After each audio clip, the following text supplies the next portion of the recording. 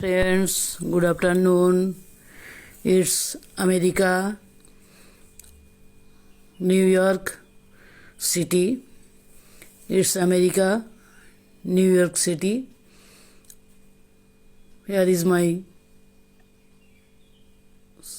son and grandson. এখানে প্রচুর তুষারপাত হয়েছে গত রাত্রে। আমাকে ভিডিও পাঠিয়েছে আমার নাতি। দেখুন ওরা কি করে, ওরা অপেক্ষা করে যখনই ওরা ফোরকাস্ট পায় বা খবর পায় যে তুষারপাত হবে, বরফ পড়বে। ইন্ডিয়ান তো বরফ তো আমরা খুব একটা দেখি না, তো আমাদের গরমের দেশ, আমরা খুব বরফ দেখলে খুব চার্ম ফিল করি। তো ওরা খুব উত্তেজিত থাকে বা খুশি থাকে, বরফ পড়বে বরফ পড়বে। গত সপ্তাহে বরফ পড়েছিল, তো হয়েছিল কতটা হবে, 1 ফুটের থেকে কম, কম ছিল। এবারে ওদের আশা ছিল 1 ফুটের ওপরে কবে পড়বে। আমার নাতি খালি বলতো কবে 1 ফুটের বেশি হবে, কবে পা ঢুকে যাবে। গতকাল যে তুষারপাত হয়েছে বা বরফ পড়েছে তাতে হয়েছে 1.5 ফুটের মতো।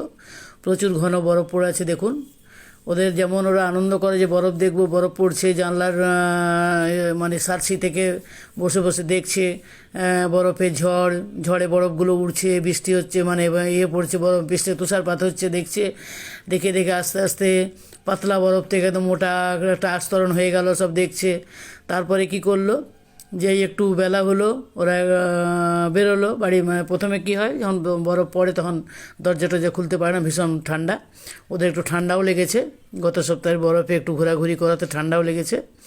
তারপর ওরা দরজা খুলে যখনই একটু বরফ বন্ধ হলো, বা ওই বরফের গাড়ি আসে, যখনই রাস্তাঘাট সব বন্ধ হয়ে যায়, ওখানে গাড়ি আসে, নুন টুন দিয়ে গাড়ি দিয়ে বরফগুলোকে রাস্তা থেকে সরিয়ে দেয়, রাস্তা চলাচলের ব্যবস্থাটা করে দেয়। বাকিরা বরফ পড়ে থাকে বিভিন্ন জায়গায়, মাঠে ঘাটে পথে, দরজায়, গাড়িতে, সমস্ত গাছে টাছে সব জায়গায় বরফের যেমন ঢাকা হয়ে যায়, কিন্তু রাস্তাগুলোকে ক্লিয়ার করে দেয় মানুষের যাতায়াতের জন্য বা এমার্জেন্সির জন্য।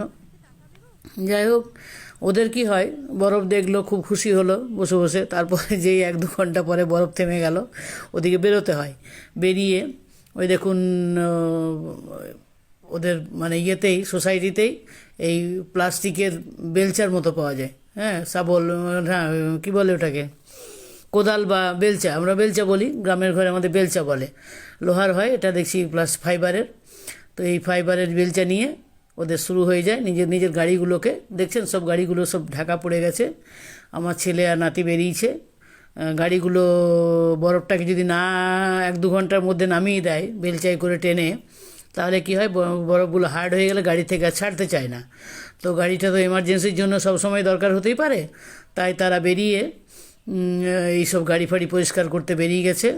তো ছেলেকে বললাম, তাহলে তোদের বরফ যেমন এনজয়মেন্ট বা এনজয় হয়, তারপর তোদের আবার বিরাট বিরক্তির ব্যাপার যে বরফটাকে পরিষ্কার করতে হবে।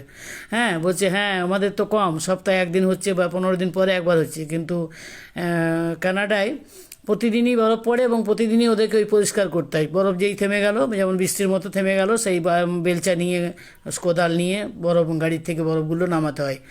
এই হচ্ছে ওদের ডেলি রুটিন। এই যে দেখছেন বরফ পরিষ্কার করা গাড়ি ঘুরে বেড়াচ্ছে, ওরা নুন টুন দিয়ে রাস্তাগুলো ক্লিয়ার করে দেয়। আমার ছেলে আর আমার নাতি বেরিয়েছে গাড়িটাকে পরিষ্কার করতে। নিজের গাড়ি পরিষ্কার না করলে হঠাৎ কোনো দরকার হলে তো যাতায়াত করতে হবে। এই হচ্ছে ব্যাপার। তো খুবই সুন্দর, নাতি তো খুব জোর কদমে লেগে পড়েছে বরফ গাড়ি পরিষ্কার করার জন্য। এই হলো।